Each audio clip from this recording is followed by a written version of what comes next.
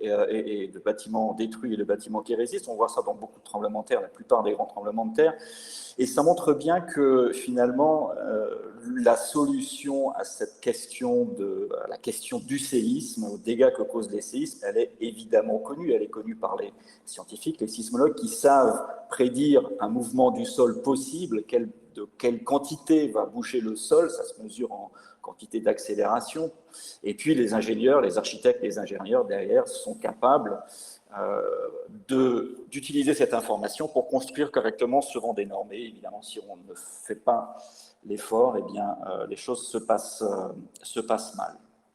Alors, Haïti à nouveau, cette fois-ci, on est en train de regarder là une image Landsat, donc une image satellitaire. Et on reconnaît, alors je pense que vous pouvez voir mon pointeur, il est en toute la zone bleue ici, c'est la mer, c'est la baie de Port-au-Prince. Toute la zone qui est dans les mauves roses, c'est la zone urbanisée de Port-au-Prince. On reconnaît ici l'aéroport de Port-au-Prince. Vous avez l'échelle, 5 km en bas à droite, pour vous repérer. Et tout ce qui est vert, c'est de la végétation, tout ce qui n'est pas des zones qui ne sont pas urbanisées. Donc, ce qui me fait penser d'ailleurs que cette photo date un petit peu parce que la région s'est bien urbanisée, notamment après le tremblement de terre de 2010. Il y a eu beaucoup de migration.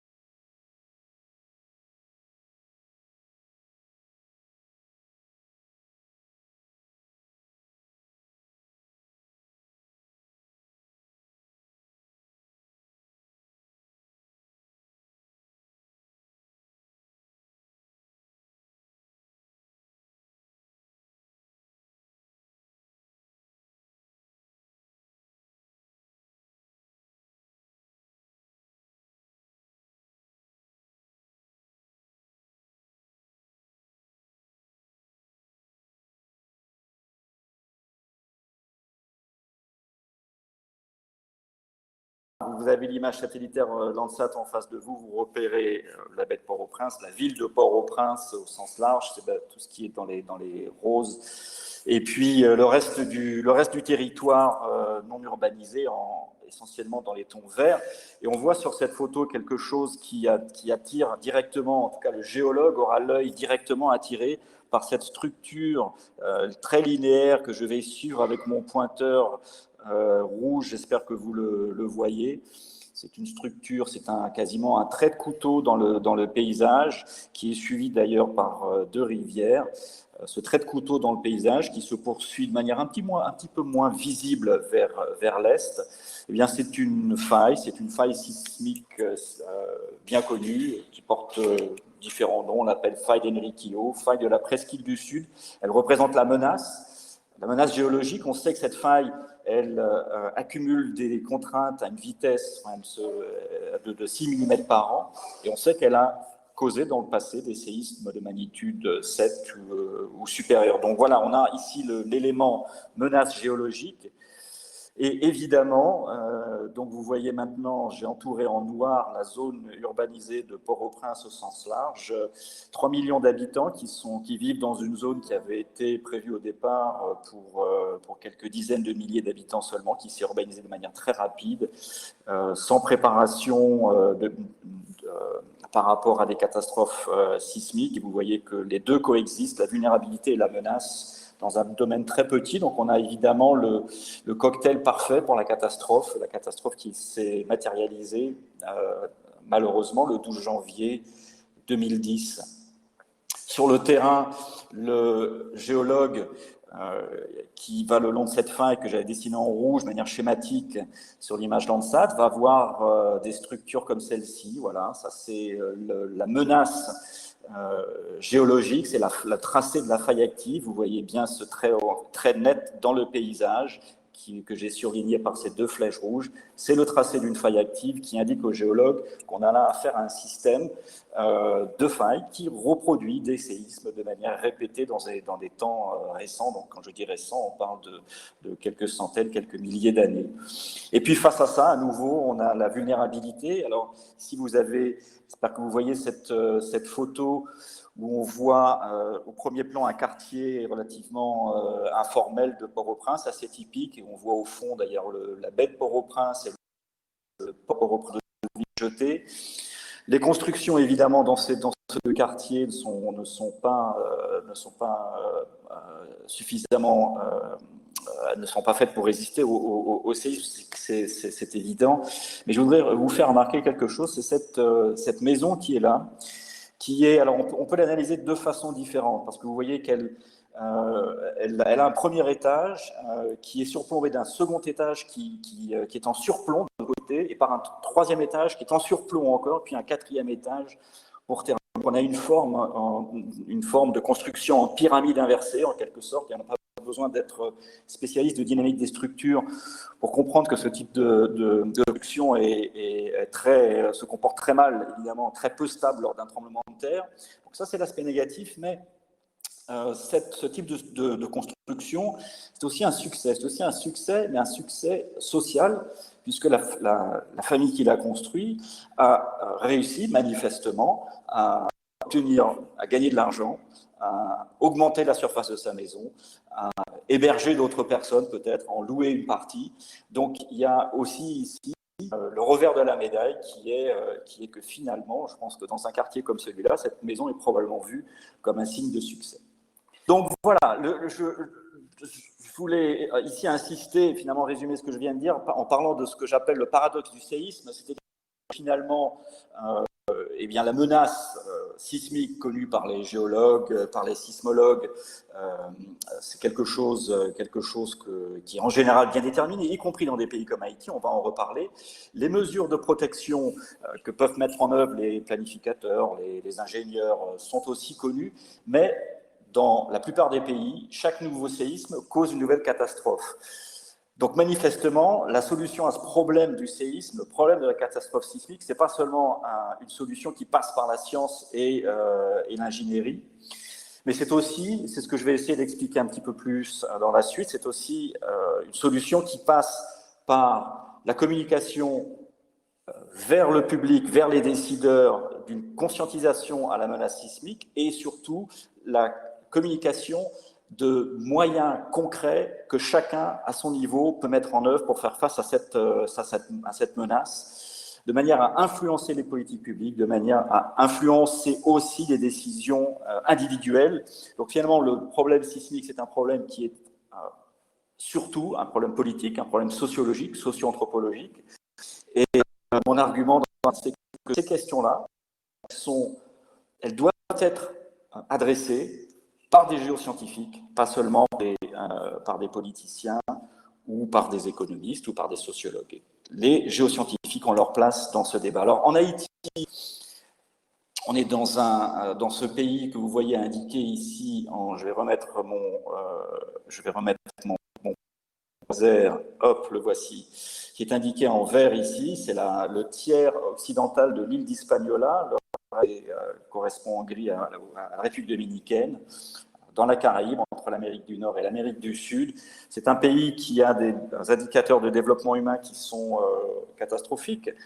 C'est le 168e sur 189 parmi ceux qui sont classés par les Nations Unies.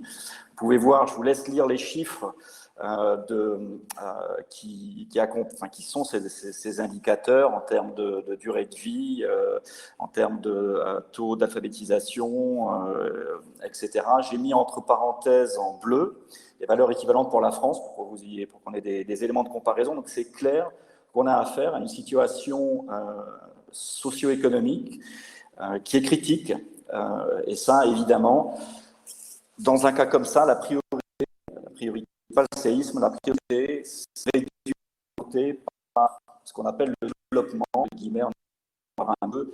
Et finalement, pour les géoscientifiques, pour moi, quand je suis arrivé en Haïti après le tremblement de terre, l'opportunité, le défi, c'était d'essayer de relier la sécurité sismique à cette notion de développement durable, et essayer de raccrocher raccrocher la protection sismique à ce wagon du développement.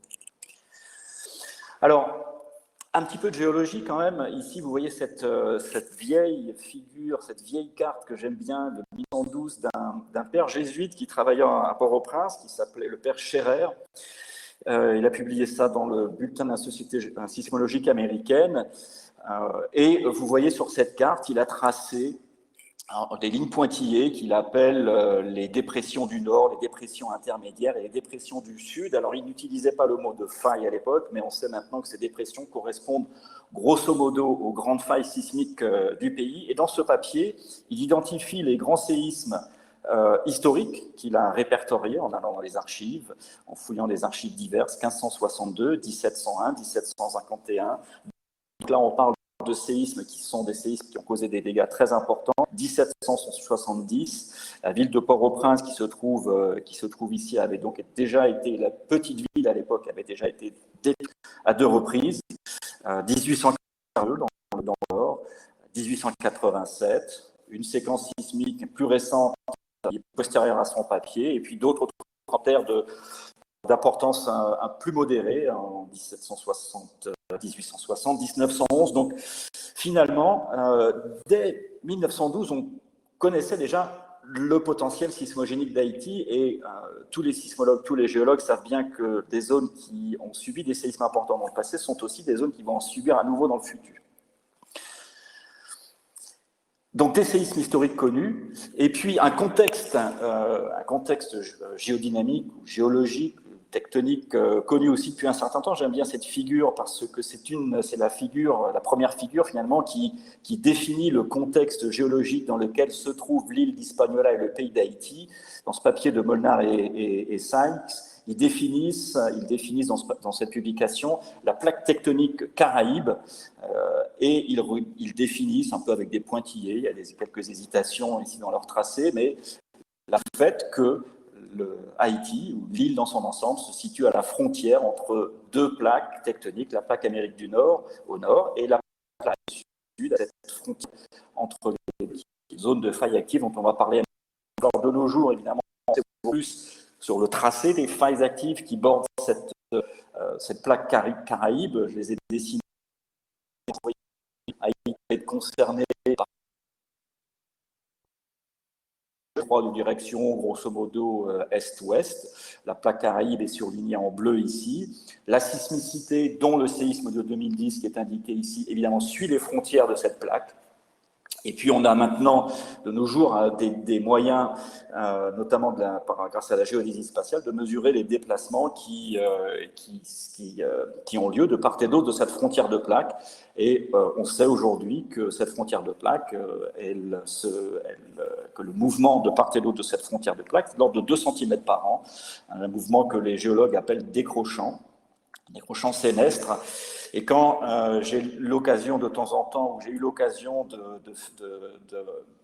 de faire 30 secondes de cours de tectonique à des politiciens ou à des preneurs de décision, à des gens importants, on va dire plus importants que nous sommes simples scientifiques, j'essaye de leur expliquer à partir de ça, de manière la plus simple possible, que l'île d'Hispaniola, finalement, elle est écrasée entre ces 2 plaques à une vitesse qui est constante, qui est inexorable, que cet écrasement, eh bien, il met l'île sous pression, en quelque sorte, pression tectonique, et que les séismes sont la seule manière que la croûte terrestre possède, finalement, pour relâcher cette pression qui s'accumule de manière inéluctable. Donc, aussi longtemps que les plaques bougeront, les séismes auront lieu dans cette zone des Caraïbes, et surtout le pourtour de la plaque Caraïbe, évidemment. Alors, on sait le mesurer de manière un peu plus précise encore. Ici, une figure un petit peu schématique qui date d'une dizaine d'années. Vous voyez sur cette figure en haut une carte de l'île d'Hispaniola, et les flèches rouges représentent les vitesses de déplacement mesurées à des sites géodésiques, des sites géodésiques sur lesquels on a des GPS très précis qui suivent finalement la position de ces points au cours du temps, sur plusieurs années, et on peut donc déterminer dans quelle direction il se déplace et à quelle vitesse. Et ici, j'ai représenté ces flèches par rapport à la plaque caribéenne. Donc, imaginez que vous êtes tout au sud de cette figure et vous voyez l'île d'Hispaniola qui est cisaillée vers l'ouest ici, à une vitesse qui est totale, qui est de l'ordre d'une quinzaine de millimètres par an ici. Alors, quand on fait un profil que j'ai indiqué en pointillé ici, le long de cette perpendiculaire à ce système, j'ai représenté ici au passage la faille dite d'Enriquillo, la faille dont on va parler un petit peu parce qu'elle concerne le séisme de 2010 ici, et la deuxième faille importante de l'île, la faille septentrionale au nord ici, qui continue en République dominicaine vers l'est. Quand on fait un profil et qu'on représente les vitesses GPS mesurées de part et d'autre, enfin le long de ce profil, on observe, on représente du coup les points bleus sur le graphique du bas. Dans la partie sud, il ne se passe pas grand-chose jusqu'à ce qu'on arrive dans la zone que j'ai surlignée en rouge ici, qui est la zone de faille d'Enriquillo. Et là, on a un gradient de déplacement, un gradient de vitesse. Ça veut dire qu'on a ici une accumulation de déformations, donc de contraintes tectoniques sur cette zone de faille d'Enriquillo. Puis, plus grand-chose quand on passe dans la partie centrale du pays. Et puis, la même chose se passe. On a aussi ce gradient de vitesse qui correspond à nouveau à une zone où de la déformation tectonique s'accumule de nos jours, sous nos yeux, là, et donc aussi des contraintes tectoniques de part et d'autre des failles, le long de la faille, donc au travers de la faille septentrionale. Alors après, on peut faire des choses très simples, que je simplifie à l'extrême ici. On peut mesurer à quelle vitesse ces deux failles accumulent de la déformation. Pendant toute cette période-là, il n'y a pas de tremblement de terre, en tout cas pas de tremblement de terre majeur. Les failles sont bloquées et la croûte terrestre se déforme de part et d'autre de ces failles à une vitesse de 6 mm par an pour la faille Enriquillo, 12 pour la faille du Nord. Qu'est-ce qu'on peut faire avec ces chiffres? Eh bien, en premier ordre, on va voir déjà, regardons à nouveau la sismicité historique sur la figure que vous voyez là. Elle est bien documentée depuis 1492. Je vous rappelle que Christophe Colomb est arrivé à débarquer dans le nord de l'île en 1492, et depuis on a des archives écrites plus ou moins constantes. Donc en XVIIIe siècle, 1701, 1751, 1770, 3 séismes majeurs dans le sud d'Haïti. Les magnitudes évidemment restent relativement incertaines, enfin d'après les analyses des archives, de l'ordre de 7 à 7,5. Donc faisons l'hypothèse que ces tremblements de terre du XVIIIe siècle ont relâché la totalité de l'énergie élastique qui s'accumulait dans le sud d'Haïti le long de la faille d'Enriquillo à cette époque-là. Eh bien, ça veut dire que depuis 250 ans, la faille d'Enriquillo récupère tranquillement, constamment, silencieusement aussi d'ailleurs, sans séisme majeur, cette énergie élastique à une vitesse de 6 mm par an. Ça veut dire qu'elle a accumulé, aujourd'hui, ou en 2010, elle avait accumulé environ 6 mm par an multiplié par 250 ans, soit 1,5 mètre de déficit de mouvement. Quand on prend maintenant, sur le graphique de droite, vous avez une base de données de séismes pour lesquels on a pu mettre en relation le déplacement moyen lors du tremblement de terre et la magnitude qui correspond à ce déplacement. Vous voyez qu'un déplacement de 1,5 mètre, donc ça veut dire que si la faille Enriquillo relâche la totalité de son énergie, 1,5 mètre accumulé depuis 250 ans, eh bien ça correspond à une magnitude 7,1, 7,2. C'est un calcul, et c'est un modèle ici qui est extrêmement simplifié, bien sûr. On l'avait avec d'autres choses écrites dans un article en 2008, donc 2 ans après le tremblement de terre. Article ce genre d'article, bien sûr, est lu dans le cénacle des sismologues, des géodésiens, des géologues, mais n'atteint pas ni le grand public, ni les décideurs. Alors, avec certain nombre de collègues scientifiques, notamment des collègues scientifiques haïtiens, on avait essayé, et c'est ce qui est indiqué, je vous laisse lire ce qui est indiqué en rouge en bas, on avait alerté en quelque sorte, on avait discuté avec un certain nombre d'officiels en Haïti, d'ailleurs des Haïtiens, mais aussi l'international qui est très présent dans ce pays, sur la capacité sismique de ce système de failles. Et finalement, il ne s'était pas passé grand-chose. Bon, le séisme est arrivé très peu de temps après, deux années après seulement. Donc le séisme a lieu en 2010. L'épicentre se trouve à une trentaine de kilomètres à l'ouest de Port-au-Prince. Vous avez ici sur la figure de gauche, les couleurs donnent l'intensité, la quantité de mouvement du sol, l'intensité du mouvement du sol, le plus fort en rouge. Le séisme a eu lieu en fin d'après-midi. Une rupture d'une trentaine de kilomètres de long est suivie par des répliques. Les premières sont indiquées par les cercles blancs que vous voyez sur cette figure.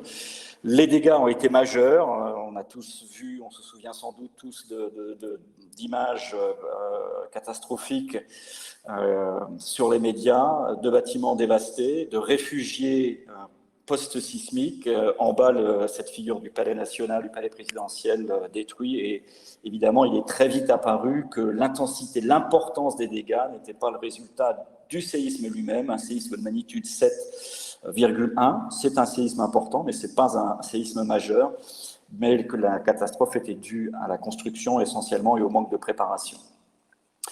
Si on représente en effet sur ce graphique la magnitude d'un certain nombre de séismes connus, historiques connus, et le nombre de morts lors de ces séismes. Alors, l'axe des Y ici, nombre de morts par séisme, est logarithmique. Évidemment, plus la magnitude est importante, plus on s'attend à un nombre de morts élevé, sauf si le séisme a lieu dans une zone qui est très peu peuplée, ou bien si le séisme a lieu dans une zone qui est urbanisée, mais où les préconisations parasismiques sont prises en compte. En tout état de cause, on ne s'attend pas à avoir d'événements là où malheureusement le séisme d'Haïti a lieu sur ce graphique, c'est-à-dire une magnitude légèrement supérieure à 7 et un nombre de morts qui restera dans le détail sans doute toujours inconnu, mais qui est probablement de l'ordre de 200 000 morts. Il y a des discussions à ce sujet, certains pensent que le chiffre est inférieur, mais peu importe, même si on le ramenait à 150 000 ou 100 000 morts, comme prétendent certains, cette partie de ce graphique ne devrait pas avoir de points de données. Et malheureusement, Haïti s'y trouve en 2010 pour des raisons de construction, de préparation, d'urbanisation sauvage. Donc la situation pré-séisme en Haïti, elle n'est pas totalement vierge. Il y avait de l'information scientifique disponible, comme je viens de vous le montrer. Il y avait même le début d'un plaidoyer auprès des autorités nationales et internationales sur la menace sismique, mais il était très très difficile de se faire entendre. Il manquait beaucoup d'éléments. Il n'y avait notamment pas de sismologue en Haïti en 2010, pas de sismologue haïtien en Haïti. Il n'y avait pas d'observation sismologique du territoire, il n'y a pas de réseau sismologique, et le dialogue entre la science et les politiques publiques était vraiment balbutiant. Il le reste encore de nos jours, et certainement, même s'il y avait une institutionnalisation de la réduction des risques déjà en cours, surtout pour les cyclones d'ailleurs, on en parlera dans un moment, eh bien, il y avait finalement très peu de place pour insérer de la connaissance scientifique dans le dispositif. À l'inverse, si on regarde maintenant les choses du point de vue de la communauté internationale, disons-le, il y avait très peu d'intérêt de recherche sur ce pays, et puis très peu aussi d'intérêt d'investissement en recherche, en tout cas en géosciences dans cette région-là, avec une exception. En 2008, j'avais participé à un appel d'offres de l'Union européenne pour pour mettre en place un réseau sismologique en Haïti. Il y avait 1 million d'euros sur la table. Le premier appel a été infructueux, personne n'a répondu. Un deuxième appel a été fait, il a été infructueux. Aucun laboratoire étranger, nulle part dans le monde n'était intéressé à venir travailler en Haïti. Donc nous avons aussi finalement, nous autres, notre part de responsabilité dans ce désert qui était le désert de connaissances relatif, en tout cas qui était Haïti en 2010 du point de vue de la sismologie. La compétition, qu'est-ce que c'est? La compétition, alors je l'ai dit entre guillemets, de manière à une compétition amicale, entre guillemets, ce sont notamment les cyclones. Les cyclones se reproduisent quasiment annuellement en Haïti. Je me souviens avoir eu l'occasion de faire un plaidoyer pour le risque sismique auprès d'un Premier ministre en 2008, justement, et il me disait, mais attendez, quand aura lieu le prochain séisme? Alors, je dis, je ne peux pas savoir. Enfin, vous savez, monsieur le ministre, la tectonique des plaques, c'est compliqué, la friction sur les failles. Donc, évidemment, je n'ai pas le temps de lui faire un cours de sismotectonique, et il me dit tout simplement, écoutez, Moi, je sais que le prochain cyclone aura lieu entre le mois de juin et le mois d'octobre. Donc, je mets tous mes efforts et tous les efforts de mes partenaires internationaux vont sur les cyclones, sur les séismes. Désolé, les éléments que vous m'apportez ne me permettent pas de faire quoi que ce soit. Donc voilà, on fait face à cette réalité et partout dans le monde, évidemment, c'est une temporalité. La temporalité du séisme est très différente de celle d'autres aléas naturels, mais évidemment, quand les ressources sont limitées, c'est encore plus prégnant. Donc vous voyez le coût du séisme. Voilà, il n'avait pas été, pas grand-chose avait été fait pour s'y préparer. Le coût du séisme, en 35 secondes de mouvement du sol, eh bien 100% du PIB en termes de coût économique, des millions de personnes affectées, déplacées, et plus de 200 000 morts. Donc on est largement au-delà de cet événement domine quand même les catastrophes récentes cycloniques dans la région. Donc, du coup, en 2010, j'ai eu envie de passer de cette vieille photo là, de 1989, quand je faisais du terrain et je me posais la question, mais qu'est-ce que sont ces formations géologiques? Pourquoi ces coraux qui ont 80 000 ans se retrouvent-ils à plusieurs mètres au-dessus du niveau des mers? Qu'est-ce que ça veut dire en termes de failles actives? Vers une autre question, toujours la même question, mais qui est cette fois-ci, qu'est-ce que ça veut dire? Comment ça se fait qu'on n'arrive pas, ou que je n'ai pas réussi, que nous n'arrivons pas de manière générale à faire passer les messages, nos messages, vers des gens qui comptent finalement, qui prennent des décisions, qui signent des gros chèques, qui font avancer le pays, que ce soit ici un ministre de l'Intérieur, Paul-Antoine Bien-Aimé, ou bien la représentante présidente des Nations Unies à l'époque, Jessica Fayetta.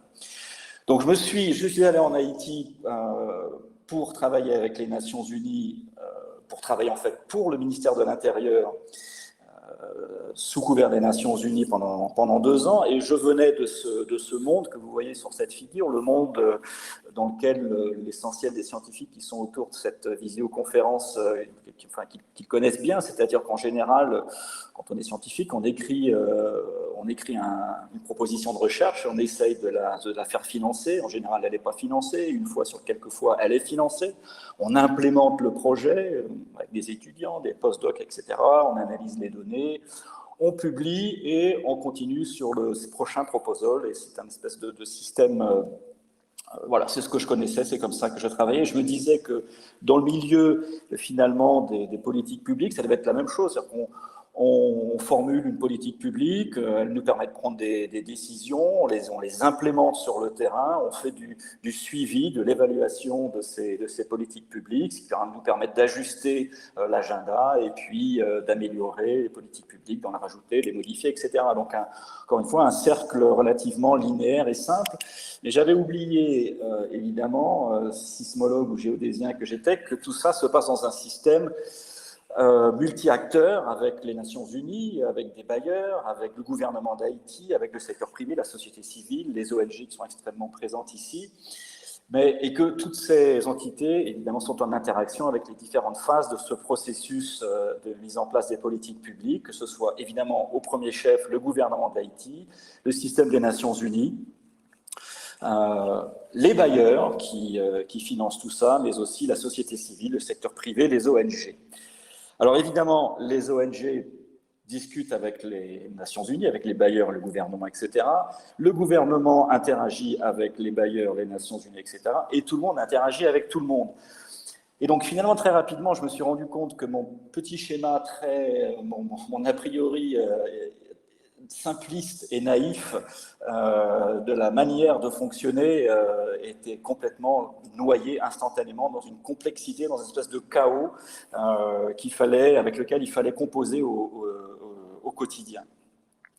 Et c'est dans ce monde-là que j'ai essayé de fonctionner un petit peu et de faire quelques petites choses avec d'autres collègues pendant ces 2 années en Haïti. Une des premières questions toute bête, qui m'est venue à l'esprit un jour pendant une réunion ça avait été une réunion organisée par quelques grands bailleurs. On était après le tremblement de terre, je les entendais parler de leurs investissements futurs. On ne parle pas de millions de dollars. Là, ils étaient en train de parler avec des unités de centaines de millions de dollars. Et je me rendais compte en les écoutant que finalement, même si on était quelques mois après le séisme, eh bien, la question de la réduction du risque sismique était pas très présente dans leur discussion, en fait pas du tout. Je me suis demandé pourquoi. Alors j'ai cherché dans des publications, le type de publications que lisent, que consultent, sur lesquelles sont basées un certain nombre de grandes décisions des bailleurs, des agences des Nations Unies, de l'ONG, etc. Et j'ai trouvé sur un site très consulté, alors ça a été corrigé depuis, là on est en 2010, ça restait quand même en ligne jusqu'à 2015, ce site Prevention Web, qu'en Haïti, donc la même analyse est disponible pour tous les pays. En Haïti, l'exposition humaine au séisme est de, vous pouvez lire sur ce tableau, 14 000 personnes. Donc 14 000 personnes en Haïti sont exposées au séisme. Alors vous avez vu dès quasiment ma première diapositive, qu'on a une faille majeure sismique qui passe à 5 km d'une ville de 3 millions d'habitants. Donc évidemment, instantanément, on s'aperçoit que ce chiffre est faux et on se dit, mais tiens, c'est louche, comment ça se fait? L'exposition économique du pays au séisme, 0,04 milliards de dollars, alors que le séisme a eu un coût économique de plus de 10 milliards de dollars. Là aussi, on se pose des questions. Donc, du coup, vulnérabilité et risque dans cette analyse au séisme, eh bien, Haïti est dans le vert. La vulnérabilité, l'index de vulnérabilité est faible. Donc, la réponse à cette question, c'est évidemment non, par rapport à ce type d'information. Alors, ça, ce ne sont pas des documents qu'en général les scientifiques regardent. Donc, je me suis posé la question, mais d'où viennent ces chiffres? Ils sont manifestement faux. Donc, j'ai cherché et je me suis posé la question, mais où sont les scientifiques dans ce processus? Pourquoi ils ne sont pas présents pour critiquer, pour informer ce processus déjà pour commencer? Alors, j'ai cherché, j'ai trouvé les rapports, un des rapports en tout cas qui a alimenté ces chiffres. Ça s'appelle les hotspots, les points chauds des désastres naturels. Un certain nombre de scientifiques éminents y ont contribué. Et j'ai trouvé ici la source des données qu'ils ont utilisées pour arriver aux conclusions que j'indiquais sur le transparent précédent. Et notamment pour les séismes, vous voyez qu'ils ont... ce qui a été utilisé, eh bien, c'est le catalogue de sismicité entre 1976 et 2002. Vous avez en bas la sismicité historique. Alors, pas de chance, entre 1976 et 2002, une période relativement courte, il ne s'est rien passé de majeur en Haïti, donc elle n'est certainement pas du tout représentative de la sismicité historique de cette région. Voilà, première chose. Et la deuxième chose qui frappe aussi, qui attire l'œil quand on est, voilà, pour des sismologues en tout cas, c'est la carte qui a été utilisée pour prédire le mouvement du sol possible. La carte qui a été utilisée est une carte GSHAP, peu importe, on ne va pas rentrer dans les détails juste maintenant. Je vous invite simplement à regarder les couleurs sur cette carte en bas. Jaune, c'est moins risqué. Rouge, c'est plus risqué. Et même si vous ne connaissez rien du tout à l'analyse de l'aléa, à la quantification de l'aléa sismique, vous devez quand même vous poser la question, mais comment ça se fait que les limites entre ces différentes zones de mouvement du sol sont est-ouest, alors qu'on vient de nous dire que les failles elles sont nord-sud, hein, il y a des bandes nord-sud, alors que les failles sont est-ouest. Ça n'a pas de sens. Effectivement, ça n'a pas de sens. Cette carte est une carte qui a été faite à l'échelle globale et qui disposait finalement d'aucune information, très peu d'informations locales en Haïti, en République dominicaine, sur l'île Hispaniola en général, pour être réaliste. Donc elle est fausse, tout simplement. Donc là, on peut dire deux choses. On peut dire, comme conclusion un petit peu simplifiée, eh bien, les spécialistes de gestion des risques et désastres, ils auraient dû prendre un cours de sismologie quand même, ils auraient dit moins de bêtises. Mais on doit aussi, nous-mêmes, sismologues, géoscientifiques, se dire que nous n'avons pas fait attention. Comment est-ce possible que ce genre de conclusion ait pu finalement échapper et aller ensuite jusqu'à mener à des décisions très importantes en termes financiers, en termes économiques, quand il s'agit de la protection sismique en Haïti, et la même chose est vraie probablement dans d'autres pays du monde. Donc je suis arrivé en Haïti très naïf, j'ai essayé de faire un petit peu mon chemin dans ce monde complexe, chaotique, non linéaire dont je parlais tout à l'heure. Et les premières questions, finalement les premières choses que j'ai pu réaliser, c'était de répondre à des questions extrêmement simples. On était dans les mois, les semaines, les mois qui suivaient le séisme. Donc on est dans la période qu'on appelle la période de la réponse ou de la recovery, le mot français m'échappe, la récupération, réponse-récupération, c'est les premières semaines et les premiers mois. Ensuite vient le temps de la reconstruction. Donc pendant ces périodes, ces premières semaines et premiers mois, des questions fusaient, par exemple, des questions, et parfois les questions qui sont listées là sont des questions qui ne sont pas des questions qui me venaient des gens de la rue, mes amis, c'était des questions qui venaient au cours de réunions auxquelles je participais avec différents responsables nationaux, internationaux, qui cherchaient un petit peu à mieux comprendre ce qui s'était passé et ce qu'il fallait faire. Au hasard, je ne vais pas toutes les lire et répondre à toutes, mais un séisme est imminent. Est-ce qu'on doit, on nous a dit qu'un séisme est imminent, est-ce qu'on doit évacuer tout le personnel des Nations Unies, donc vous voyez d'où vient la question, sur des bateaux qu'on va faire venir de Miami et qu'on va ancrer dans le port. Alors tout ça, cette question bien intentionnée finalement, venait du fait qu'un journaliste du Miami Herald à Miami donc, avait publié un article en première page avec une une qui s'intitulait « Un nouveau séisme est imminent en Haïti ». Pourquoi ont-ils publié ça? Bien parce qu'ils ont discuté avec un très bon collègue et un bon ami à moi, Tim Dixon. Je ne veux pas passer trop de temps à expliquer la figure que vous voyez en haut ici, qui montre en couleur les zones qui ont été les plus affectées par le séisme. Et ce qu'avaient dit ces scientifiques, c'est que eh bien, la zone de rupture de 2010, indiquée en rouge ici, elle se continuait par une faille qui n'avait pas encore rompu. Et donc, ils ont dit aux journalistes une future rupture possible. Mais entre une future rupture possible et un séisme imminent, évidemment, c'est la deuxième solution c'est la deuxième phrase qui a fait la une. Et donc, du coup, par construction à partir de là, des réactions se sont mises en place et il a fallu argumenter de manière assez forte pour expliquer que les incertitudes qui étaient liées à ce type de conclusion, qu'un séisme pouvait en déclencher en d'autres assez rapidement, étaient suffisamment grandes pour que la décision d'évacuer Port-au-Prince quasiment ne soit pas du tout réaliste. Donc voilà, des questions qui sont à très fort enjeu et s'il n'y a pas de scientifiques dans la salle, s'il n'y a pas de géoscientifiques dans la salle, eh bien, peuvent avoir des réponses qui partent un peu dans tous les sens. La période de la reconstruction, donc les mois qui suivent le séisme, la question qui tue, comme on dit parfois de manière triviale, c'est la question suivante qu'on m'a posée plusieurs reprises. Mais bon, voilà, nous sommes maintenant 6 mois après le tremblement de terre, c'est terminé. Il n'y a plus de répliques, quasiment pas. Donc maintenant, on est tranquille, n'est-ce pas? Il n'y a plus besoin de s'inquiéter. Et cette question a été posée pour la première fois par le responsable de l'Agence des Nations Unies pour les déplacés, qui visitait Haïti. Et j'ai fait un blanc total, je ne savais pas quoi répondre. Et j'aurais dû lui répondre, mais ce n'était pas le séisme, ce n'était pas le Big One. Ce n'était pas le Big One. Effectivement, le séisme de 2010 est un séisme de relativement magnitude modérée, 7,1. Des séismes plus importants sont tout à fait possibles et pendent encore au nez, malheureusement, de ce pays et de cette île.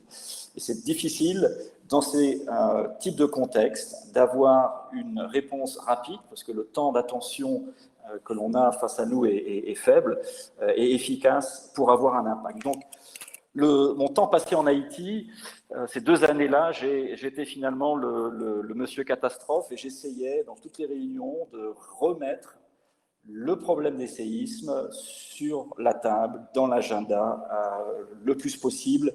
Et c'était assez effarant de remarquer à quelle vitesse, malheureusement, cette question-là avait été oubliée par rapport à d'autres. Je vais passer là-dessus. Donc, finalement, voilà, je ne veux pas faire je ne me prends pas pour Kepler, c'est pas ça, mais cette figure, vous voyez, que vous voyez là, je la mets pour décontracter mes étudiants quand je fais un cours d'orbitographie, quand on parle des lois de Kepler, vous voyez Kepler là, qui explique à ces trois, je ne sais pas qui, politiciens, vous voyez l'orbite d'une planète est elliptique, c'est quoi une orbite, c'est quoi une planète, c'est quoi elliptique, et pendant 2 ans, j'ai eu l'impression d'être un peu comme ça, vous voyez, cette faille est capable d'un séisme de magnitude 7,2, ah, c'est quoi une magnitude, c'est quoi une faille, c'est quoi un séisme. Et face à ça, on ne peut pas évidemment, il faut avoir des solutions positives, des solutions proactives. Il faut engager une discussion, et c'est pas évident de le faire. Ça demande vraiment une espèce de reformatage du cerveau du scientifique que j'étais, que je suis toujours, et que j'étais à l'époque, plus naïf que maintenant. Et finalement, le sismologue, le scientifique, l'ingénieur, qu'est-ce qu'il veut? Je suis sismologue, moi je veux des sismomètres, je veux des accéléromètres, je veux un réseau sismologique national, je veux des cartes d'aléas sismiques, je veux, si je suis ingénieur, un code de construction parasismique, puis surtout, mon dernier point ici, je veux beaucoup plus d'argent pour ma recherche. Donc, si c'est ce discours qu'on fait passer directement, les réactions sont instantanées, c'est-à-dire que la première question, ça va être, mais alors, vos sismomètres, donc, ils servent à prédire les séismes. Ah non, ils ne servent pas à prédire les séismes, ils servent à localiser des séismes qui ont déjà eu lieu. Quoi? C'est tout? Et bien alors, à quoi ça sert? La première colonne de ce tableau, donc, qui indique... de manière très schématique, bien sûr, ce qui nous intéresse, nous, scientifiques ou ingénieurs, quand il s'agit des séismes. Mais si on en reste à ce discours, et c'est le sens du message ici, et que c'est et qu'on cherche à obtenir un dialogue, se mettre en dialogue avec des preneurs de décision, avec des bailleurs importants en tout cas, du domaine des politiques publiques, eh bien il faut s'adapter parce que quand on parle de sismomètre, et ça m'est arrivé à plusieurs reprises, la première question c'est un sismomètre, alors ça sert donc à prédire les séismes? Alors la réponse est évidemment non, ça ne sert pas à prédire les séismes, ça sert à les localiser une fois qu'ils ont eu lieu. Attendez, comment ça? Vous voulez qu'on vous paye un réseau sismologique pour localiser des séismes qui ont déjà eu lieu? Mais s'ils ont déjà eu lieu, ça sert à quoi? Donc il faut arriver à traverser ce genre d'échange de manière positive, parce que finalement ce que un politicien, ce qu'un bailleur de l'autre côté de la table a envie d'entendre, c'est pas ça. Il a envie d'entendre, c'est pas ce qui est dans cette première colonne, il a envie d'entendre parler de système d'alerte précoce, il a envie d'entendre parler d'agences de protection civile, il a envie d'entendre parler d'amélioration dans les secteurs sociaux, éducation, santé, aménagement du territoire, etc., etc. Et puis, il a envie d'avoir lui-même plus d'argent pour la gestion de crise, bien plus que pour la recherche scientifique. Donc, il faut arriver à trouver des arguments de plaidoyer qui soient compréhensibles par les interlocuteurs. J'en ai indiqué quelques-uns ici, qui sont du renforcement de capacité de transfert de connaissances, de l'appropriation des processus de réduction des risques, de la décentralisation territoriale, etc., qui sont tous des termes qui sont audibles par les interlocuteurs, et qui sont aussi des termes ou des concepts qui laissent une place importante à la recherche scientifique, aux inputs de la recherche scientifique. Alors, je viens de changer de diapo, donc j'espère que cette fois-ci ça marche. Si ça ne marche pas, Yves, n'hésite pas à reprendre la parole. Sur ces 2 années passées en Haïti en 2010, enfin de 2010 à 2012, j'ai passé beaucoup de temps donc à faire, moi et d'autres collègues, des Nations Unies, et puis beaucoup de collègues haïtiens aussi, à faire ce plaidoyer, à tenter d'adapter finalement nos discours à un plaidoyer utile pour la prise en compte du risque sismique dans la reconstruction. Et je pense que les efforts que j'ai faits, j'ai l'impression qu'il y a à peu près 5% d'entre eux qui ont été récompensés par des actions concrètes, et je crois que c'est pas si mal, je m'en plains pas du tout. Et je pense que si on ne passe pas ce temps justement à à être présent dans des cénacles qui ne sont pas ceux auxquels on est habitué, nous, scientifiques, eh bien, on passe de 5% d'efficacité à 0% d'efficacité, ce qui, là, devient catastrophique. Donc, on a réussi, par exemple, à faire publier et approuver officiellement par le gouvernement d'Haïti une feuille de route pour la réduction du risque sismique qui a été mise en œuvre de manière pas aussi ambitieuse que ce qu'on voulait, mais enfin elle a été utilisée. Donc ça a été un point de départ finalement pour inclure le risque sismique dans le cadre général de la réduction des risques et désastres en Haïti, qui est un cadre évidemment multirisque, cyclone, inondation, etc. On a réussi à obtenir un financement assez important pour travailler, pas seulement dans la zone de Port-au-Prince qui venait d'être affectée par le séisme, mais pour travailler par anticipation dans le nord du pays, pour mettre en place un plan de réduction du risque sismique dans le nord du pays, donc en anticipation de séismes à venir, le long de cette grande faille qui longe la côte nord du pays. Malheureusement, pour des raisons que je ne vais pas expliciter ici, cette aventure s'est arrêtée un peu plus tôt que ce que nous voulions. Et puis, on a réussi à mettre en place à commencer à mettre en place ce qu'on appellerait en France des plans de prévention des risques, c'est-à-dire une approche de la gestion des risques qui met face à face l'aléa, donc les éléments techniques, scientifiques, qui permettent de quantifier les menaces, multimenaces, qu'elles soient sismiques, inondations ou autres, et les mettre en face des enjeux de l'exposition et des enjeux des territoires pour arriver là aussi à avoir un espace de dialogue avec les gestionnaires de ces territoires, avec ceux qui prennent les décisions pour aller vers des aménagements les plus raisonnés possibles. Ça, c'est la théorie. Dans la pratique, évidemment, ce n'est pas du tout facile à mettre en œuvre. Un autre élément, un autre type d'élément c'est ça qui finalement m'a le plus plu dans ce que j'ai pu faire ces quelques années-là en Haïti, c'est en relation avec le secteur académique. On a pu, avec le Bureau des mines et de l'énergie et le Laboratoire national du bâtiment et des travaux publics en Haïti, mettre en place un microzonage sismique des grandes villes du pays. Vous voyez en haut à droite Claude Prépetit, l'ingénieur Claude Prépetit, qui est directeur général du Bureau des mines, qui explicite ici la carte de microzonage sismique sur Port-au-Prince. Et cette carte a été utilisée de manière très concrète pour certains éléments, malheureusement assez modestes, de la reconstruction du bas de la ville. Nous avons réussi à entamer la mise en place d'un réseau sismologique, c'est la figure en bas à gauche. Alors, on est 10 ans après, ça reste très très difficile pour le Bureau des mines et de l'énergie de faire fonctionner de manière opérationnelle ce réseau sismologique pour tout un tas de raisons qui sont liées en grande partie au faible soutien récurrent qu'ils obtiennent du gouvernement sur ces questions-là.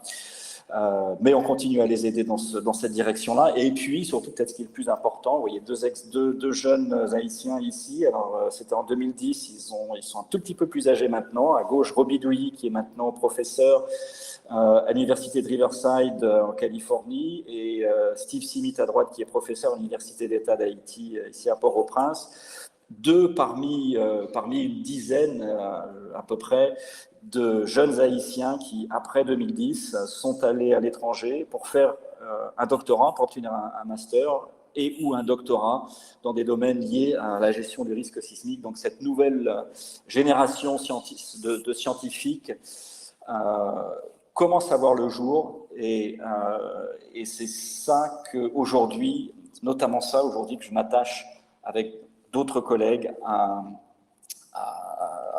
renforcer à nouveau, notamment au travers d'un programme de master qui est hébergé à l'Université d'État dans un laboratoire qui s'appelle l'URGO, qui a pris les choses en main, donc sous la direction de Dominique Boisson, avec Robert Monplaisir et d'autres, qui a vraiment pris le taureau par les cornes du côté académique cette fois-ci pour créer ce réceptacle de connaissances scientifiques pour que des jeunes, comme ceux que vous voyez ici en bas à droite, puissent s'y exprimer, interagir avec leurs collaborateurs internationaux pour améliorer la connaissance générale de la connaissance des séismes, du risque sismique en Haïti.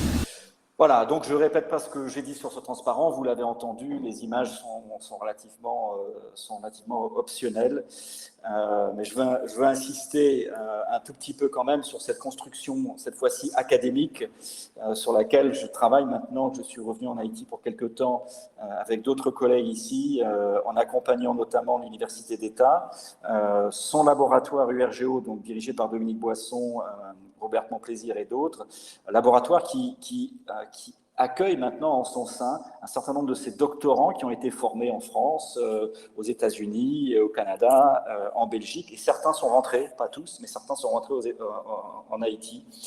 Voilà. Donc la situation finalement du point de vue académique, du point de vue connaissance de l'aléa, a évolué de manière relativement positive, lente certes, mais de manière positive depuis 2010, où on était vraiment dans une espèce de désert de connaissances et d'implications locales, à maintenant un laboratoire fonctionnel, un master fonctionnel de jeunes étudiants doctorants qui sont rentrés au pays. Alors, il ne faut pas se voiler la face, les défis sont énormes et probablement le défi le plus important, ou un des défis le plus importants pour Haïti, c'est ce chiffre, le chiffre 84, que vous voyez là, j'espère. 84 quoi? Eh bien, 84% des jeunes Haïtiens qui atteignent le niveau universitaire s'en vont, quittent le pays et ne reviennent pas. Vous voyez que Haïti est malheureusement le premier pays du monde dans cette triste liste, disons. Le deuxième pays du monde est le Ghana avec 47%. Vous voyez l'écart énorme entre Haïti et le Ghana, puis d'autres pays d'Afrique et d'Asie qui arrivent ensuite. Donc la perte de talent est catastrophique en Haïti dans tous les domaines, et donc y compris dans les domaines des sciences de la Terre.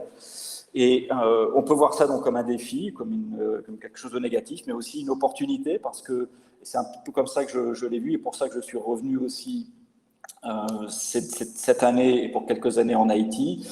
C'est parce que je pense qu'une des manières modestes, de contribution modeste que nous pouvons faire, nous les scientifiques, dans ce cadre-là, face à ces chiffres-là, eh bien, c'est d'arriver à créer ou à aider, à accompagner la création ici en Haïti de laboratoires de recherche dans différents domaines. Évidemment, moi, je peux le faire que dans ce que je connais un petit peu, c'est-à-dire les séismes, les géosciences en général, de manière à faire en sorte qu'il y ait un minimum de rétention de ces talents qui sinon disparaissent immanquablement très rapidement.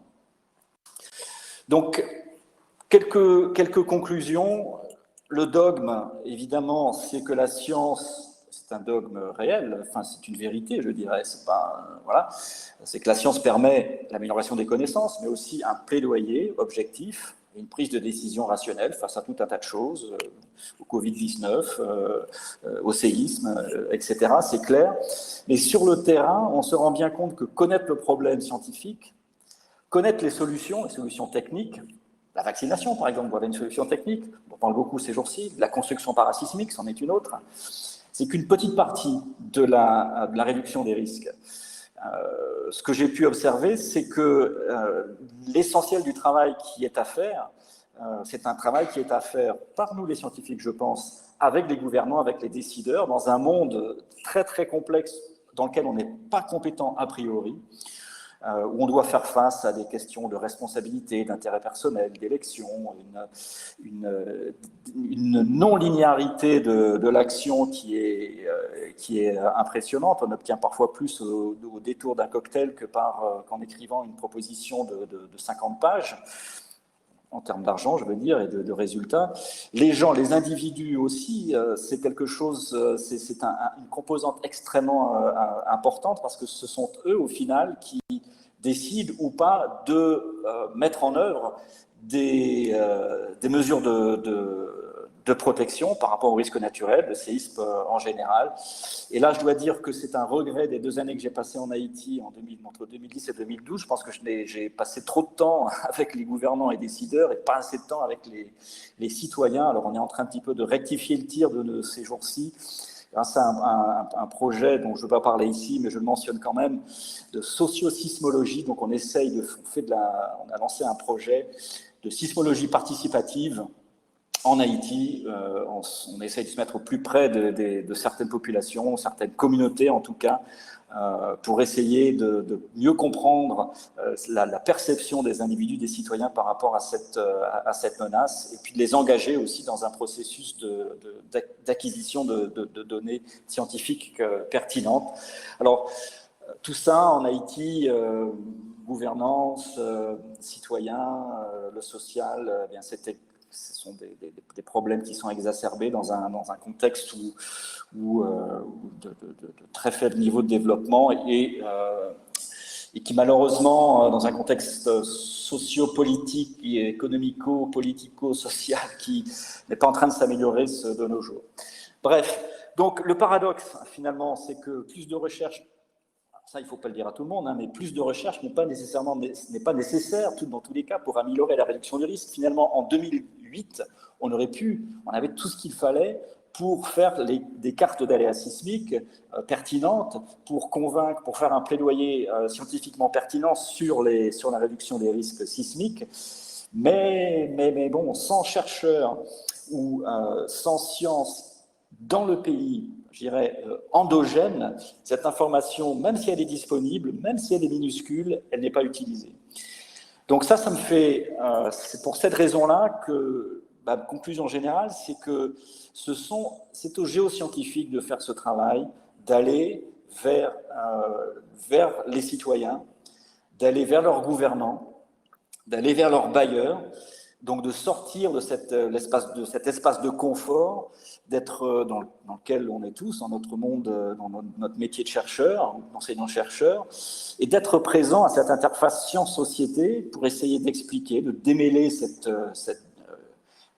géocomplexité que nous aimons tant, nous géoscientifiques, de déplier cette complexité face au monde, les citoyens, les gouvernants et autres, et bref, pour expliquer, donc déplier, et c'est ça notre fonction première. Et je conclue là-dessus, je vous laisse, Yves a eu la gentillesse de mentionner ce livre que vous pouvez effectivement vous procurer chez l'Harmattan, une partie de cette présentation le reprend, mais je vais vous laisser avec ce texte, qui est un texte écrit par Yannick Lahens, qui est une écrivaine haïtienne qui a obtenu le prix féminin en 2015 et qui est actuellement titulaire de la chaire des mondes francophones au Collège de France. Après le tremblement de terre, elle a écrit ce livre qui s'appelle « Faille ». S'il y a une chose qui fonctionne en Haïti, entre parenthèses, il y a beaucoup de choses qui ne fonctionnent pas. On ne peut pas dire que la gouvernance fonctionne, que l'économie fonctionne bien, etc. Et la culture, par contre, fonctionne très bien. Et c'est probablement un des pays du monde, ou le pays du monde où le ratio développement, ou plutôt je dirais le ratio culture sur développement est le plus haut de tous les pays du monde, y compris des pays développés. Donc Yannick Lahens écrit dans ce livre post-sismique « Faille qu'assurent des couches terrestres accompagnées d'une dénivellation tectonique des blocs séparés. Telle est la définition neutre, froide, classique d'un phénomène géologique finalement assez fréquent, assez répandu, phénomène qui pourtant, en silence, millimètre après millimètre, fraction de seconde après fraction de seconde, se déroule à des kilomètres sous l'écorce terrestre. Phénomène inconnu pour la majorité des Haïtiens, mais connu de certains d'entre nous qui avions choisi de l'oublier. Et puis, somme toute, la Terre nous paraissait encore tout à fait ferme sous nos pieds, alors pourquoi s'inquiéter ?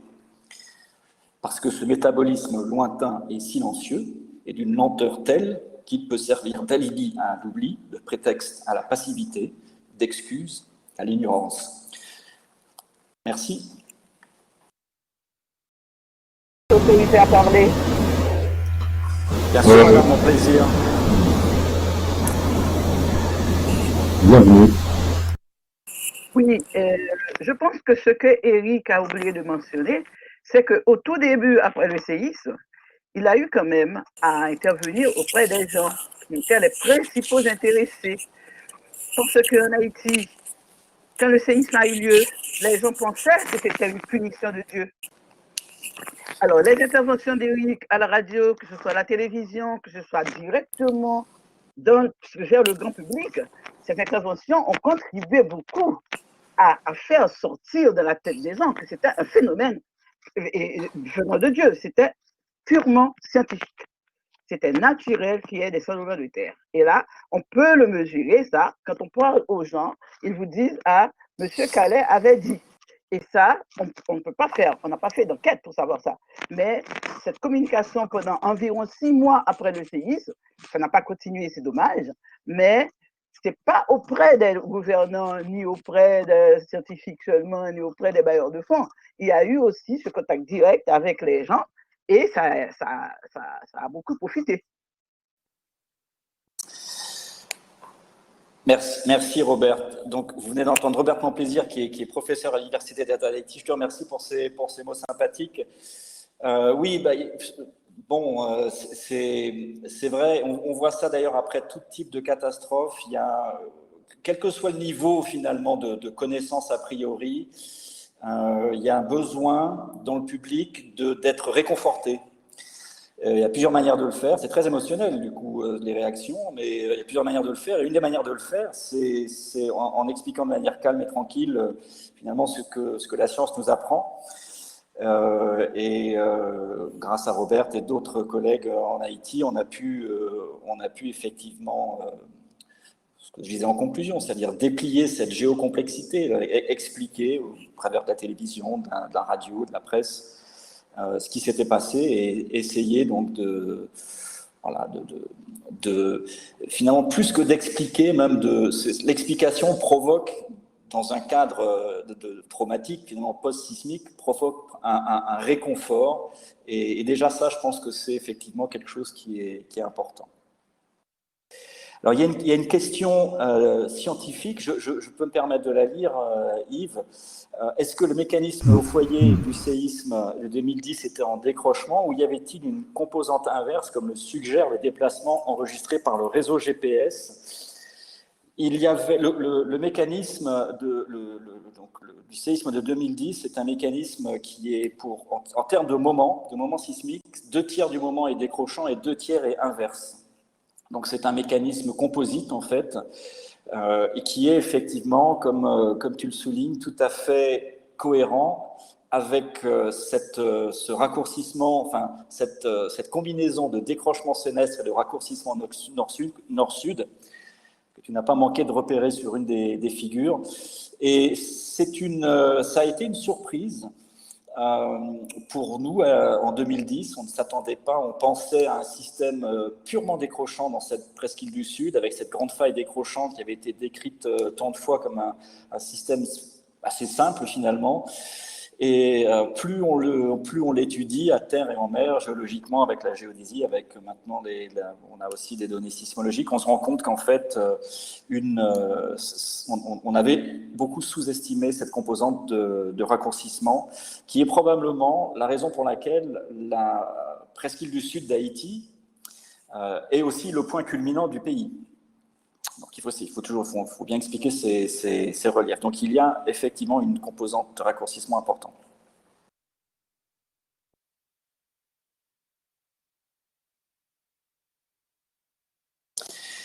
Depuis le séisme, rien n'a changé.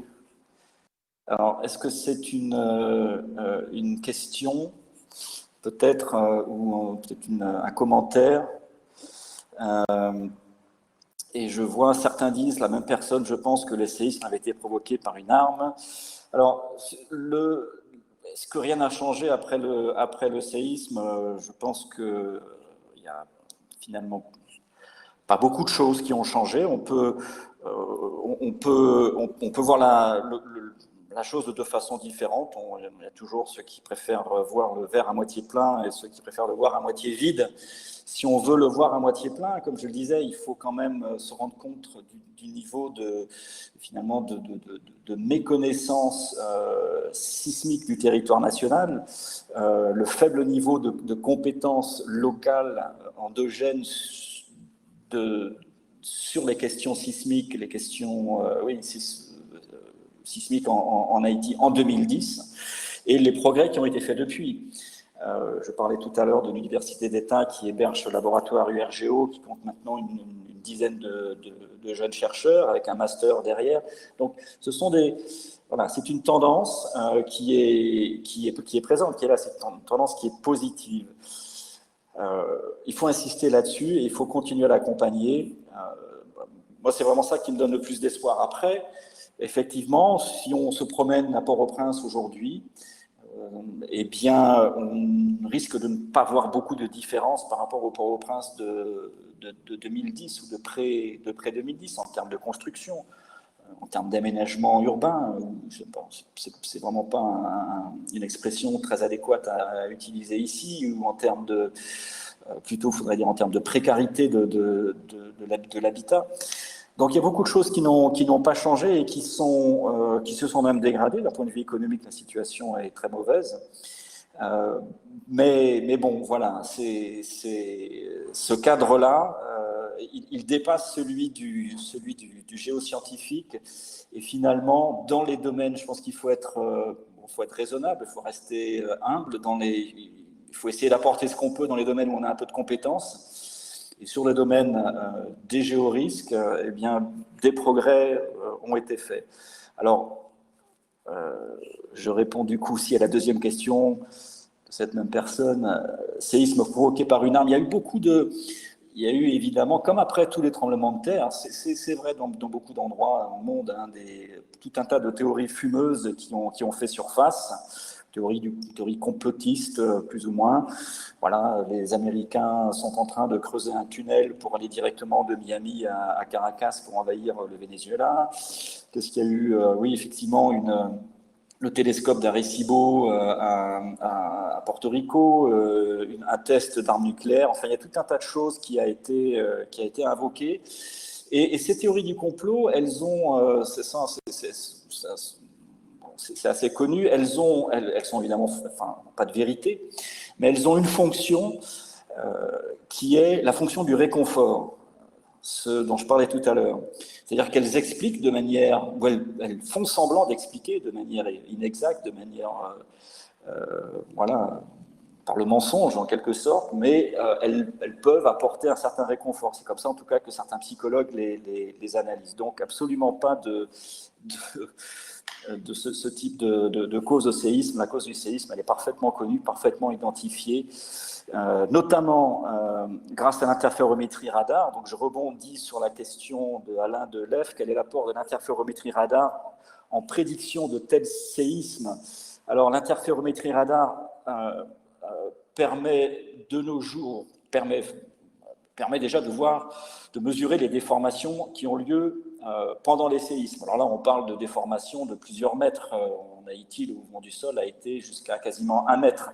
Donc ça se mesure tout à fait par interférométrie radar. Et si vous avez fait attention tout à l'heure, j'ai montré une figure en couleur, là, où on voyait les mouvements du sol lors du tremblement de terre mesurés par interférométrie radar. Donc ça, c'est a posteriori. Maintenant, l'interférométrie radar aussi permet de nos jours, notamment grâce à de nouveaux satellites comme Sentinelle, de mesurer, comme le GPS un petit peu, les déformations dans les zones tectoniques actives entre les tremblements de terre. On permet de mesurer l'accumulation de déformations élastiques de part et d'autre des failles, comme ce que je vous ai montré par la géodésie spatiale. Et il y a actuellement des travaux en Haïti, sur toute l'île d'Hispaniola, qui vont dans cette direction-là. Il y a un doctorant qui travaille sur cette méthodologie. Alors attention, ce n'est pas une méthodologie qui va permettre de prédire les séismes, c'est exactement comme le GPS, une méthodologie qui va nous permettre de déterminer les vitesses auxquelles s'accumulent les déformations, les contraintes, si on veut, mécaniques, sur les failles, et donc d'informer la quantification de l'aléa sismique, mais pas évidemment de prédire les séismes. Est-ce que la mortalité est essentiellement liée à l'effondrement des constructions, ou bien y a-t-il d'autres sources?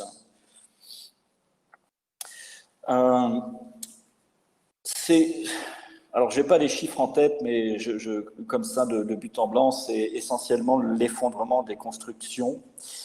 Le séisme a déclenché quelques petits tsunamis locaux qui sont liés à des effondrements de delta sursaturés en eau ou de plages, il y a eu quelques morts qui ont été recensés, malgré tout.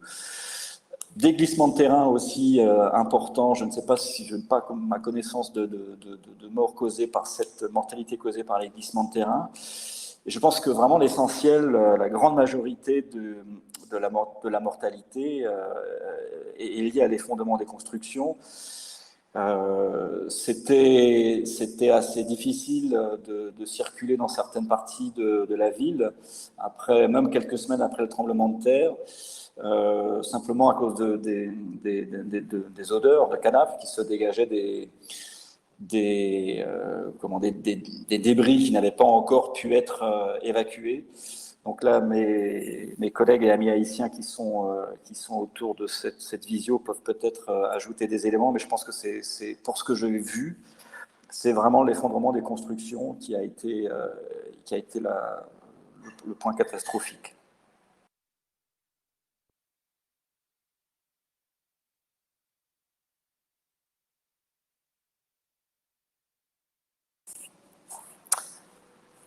Je ne sais pas s'il y a d'autres questions.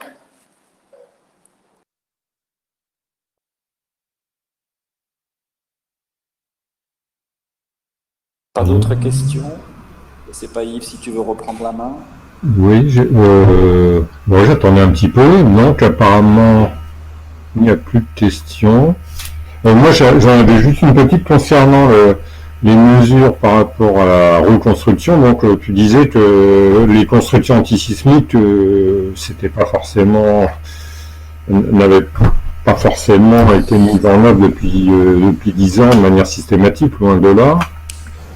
Mais est-ce qu'il y a également des zones où il y a interdiction de reconstruire? Alors, je parle pas peut-être du centre, enfin là où il y a beaucoup d'urbanisation, mais dans d'autres zones, est-ce que il y a des mesures qui sont prises dans ce sens-là? Alors, oui, très bonne question. M'autorise à répondre, Eric? Vas-y, Robert, je t'en prie. Oui, il y a bien la carte de microzonage. Normalement, on aurait dû prendre en compte cette carte pour les constructions, mais Eric, on peut vous le dire, ici, il faut imposer aux gens, par la force, ce qui doit être fait. Sinon, personne ne suit les règles.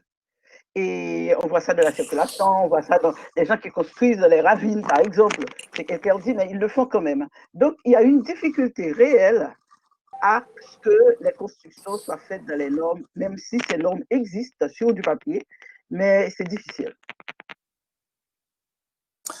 Oui, merci Robert pour tes commentaires. Tu as raison.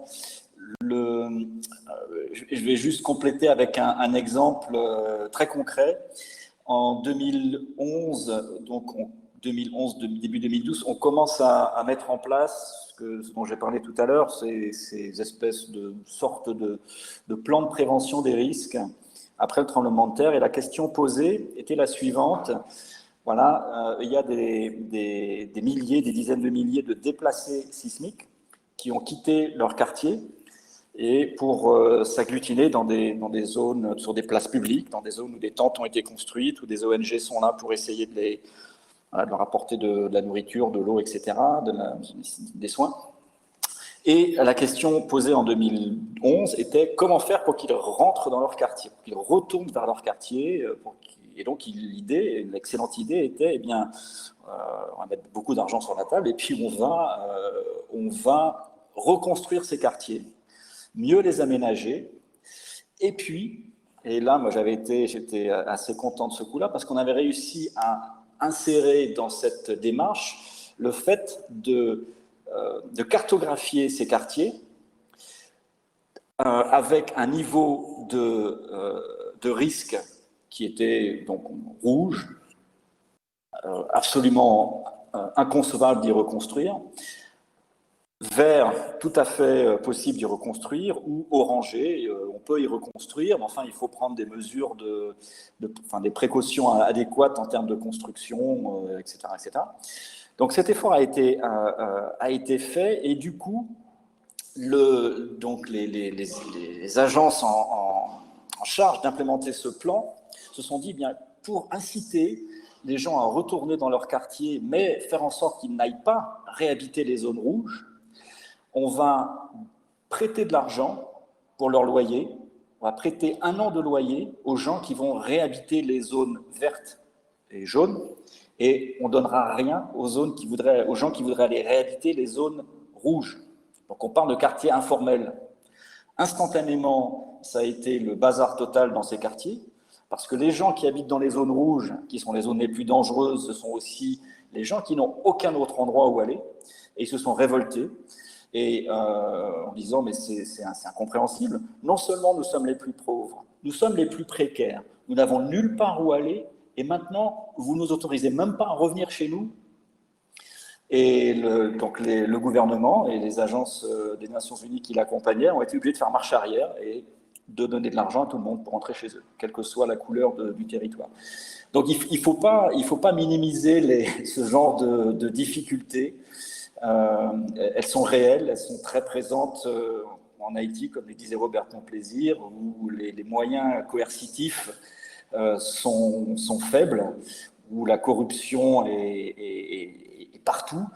Le niveau d'éducation ne permet pas non plus parfois de comprendre ce qui est à son avantage.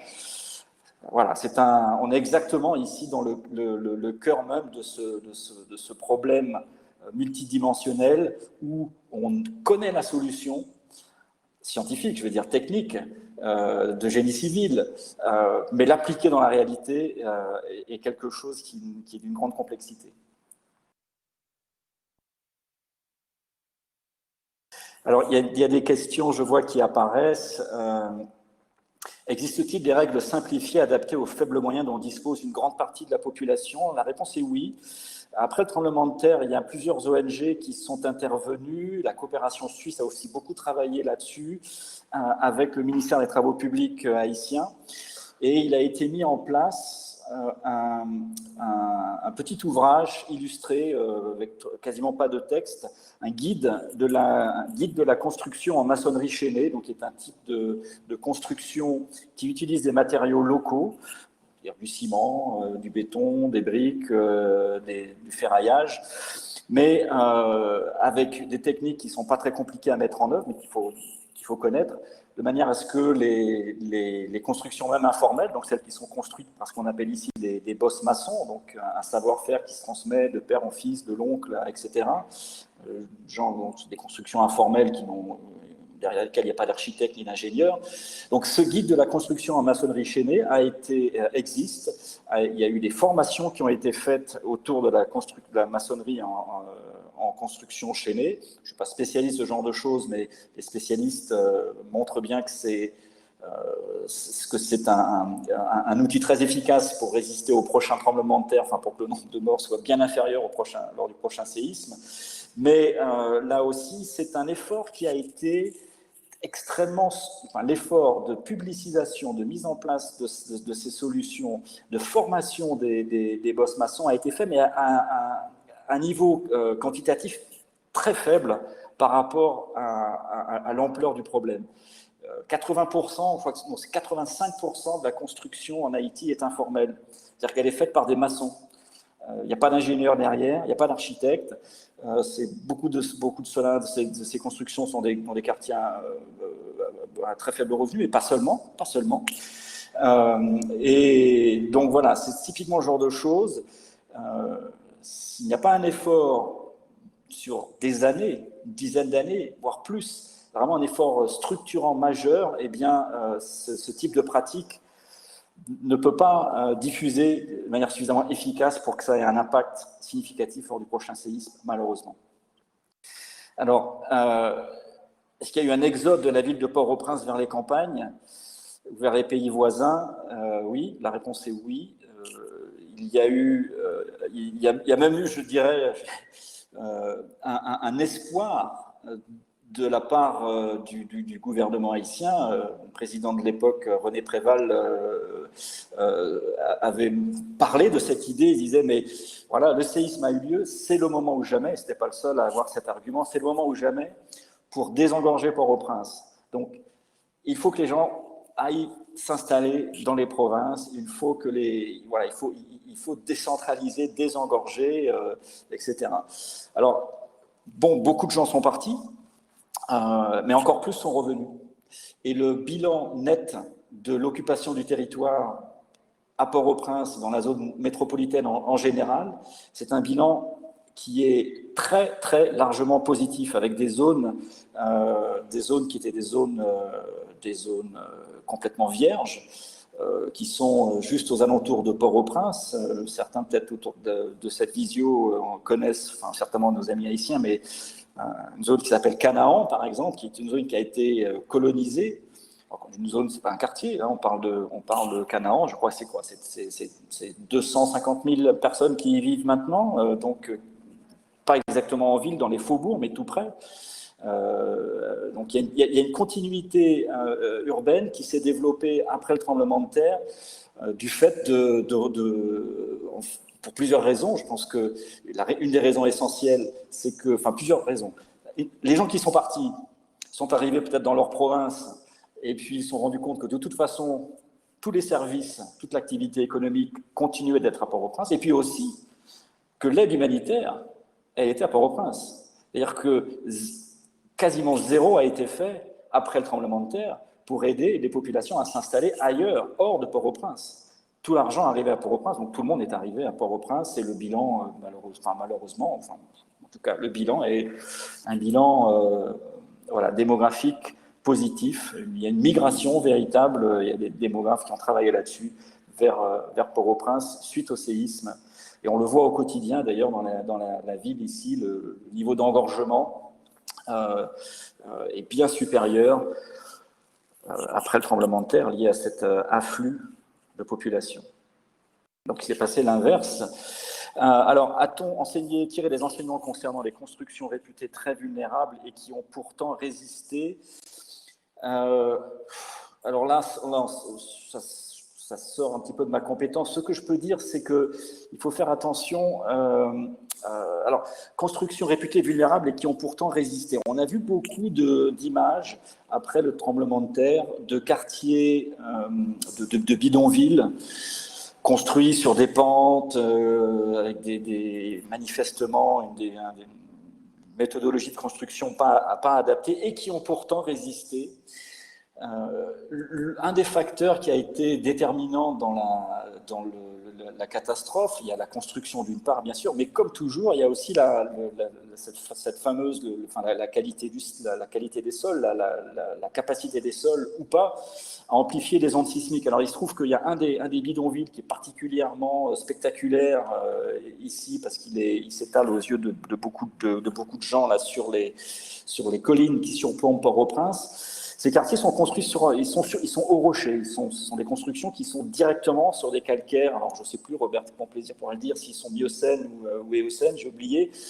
Mais donc, on n'est pas dans une situation géologique qui favorise l'amplification des ondes sismiques. Donc, ils ont eu de la chance, finalement, dans leur malheur, entre guillemets, je pense. Ça, c'est un premier élément. Après,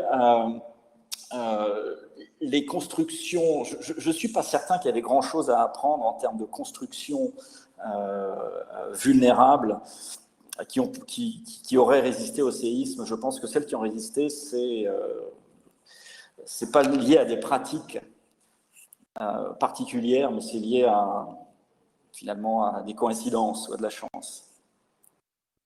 Et est-ce qu'il y a eu des réaménagements ou des reconstructions du centre-ville historique? Alors, le centre-ville, là encore, Robert pourra compléter bien mieux que moi, parce qu'à vrai dire, j'y vais pas souvent au centre-ville. Robert habite tout près.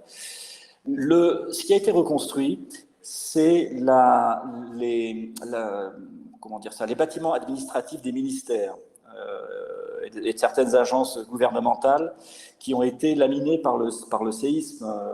C'était pour la plupart des constructions qui dataient d'une centaine d'années ou plus, faites en moellon, sans renforcement, un peu comme le Palais National, même génération quasiment. Donc il y a eu vraiment beaucoup de dégâts.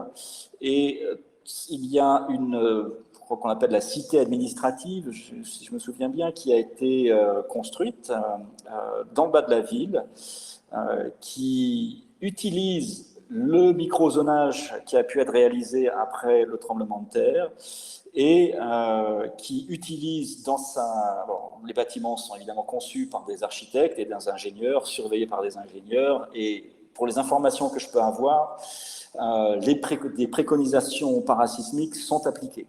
Sont-elles parfaitement appliquées? Je ne peux pas le dire. Enfin là, c'est quelque chose qui a été fait. Le reste du centre-ville historique, je laisse Robert compléter, mais la réponse, elle est non, je pense. Et tu as raison, Erika.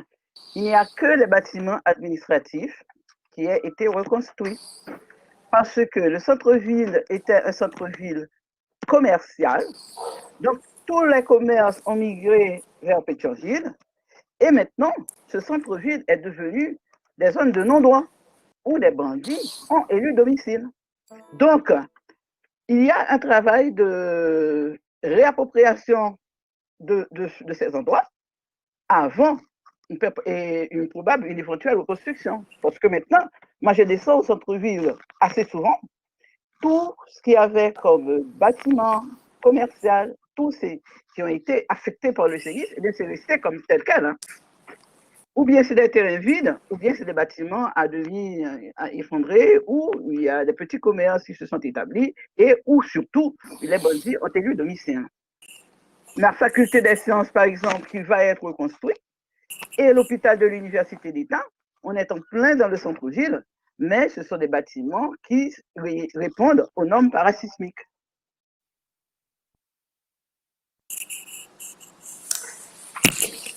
Voilà, merci Robert pour ces compléments. Il y avait eu des plans, extrêmement ambitieux suite à je réponds à nouveau à la question de Sylvain, là, de réaménager de manière vraiment fondamentale, de refonder complètement quasiment le centre-ville de Port-au-Prince, mais bon, ils n'ont pas fait long feu, malheureusement,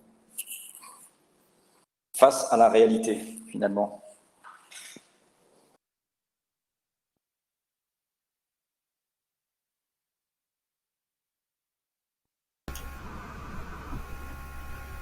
En tout cas, Eric, les professeurs de l'Université d'État qui sont avec moi là en ce moment me demandent de te remercier encore une fois pour tout ce que tu as fait et tout ce que tu feras pour la connaissance du risque, la connaissance des séismes en Haïti. Voilà, je transmets.